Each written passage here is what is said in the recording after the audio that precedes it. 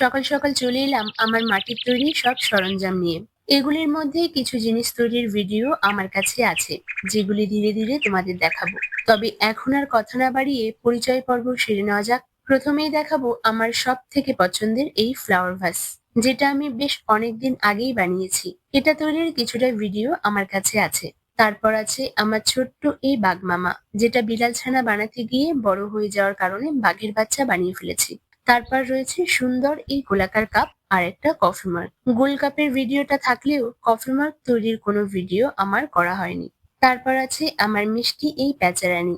এটা তৈরির পর যতবারই দেখি ততবারই যেন এক অন্যরকম অনুভূতি হয়। আর আমার সমস্ত সরঞ্জামের মধ্যে সব থেকে ভারী এই বড় ফুলদানিটি। এটি এখনো পর্যন্ত আমার তৈরি সব জিনিসপত্রের মধ্যে সব থেকে বড় জিনিস।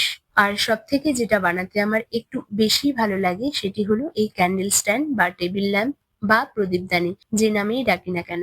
এখনো পর্যন্ত মোট ৩ ধরনের বানিয়েছি। এই কাজে সব থেকে মজাদার অংশ হলো মাটি কেটে নকশা করা। কষ্ট হয়, তবে খুব ভালো লাগে বানাতে। এরপর আছে একটি জলের জগ আর একটি চায়ের কেটলি। এগুলির বডি প্লেন রেখেছি কারণ পোড়ানোর পর রং করার জন্য।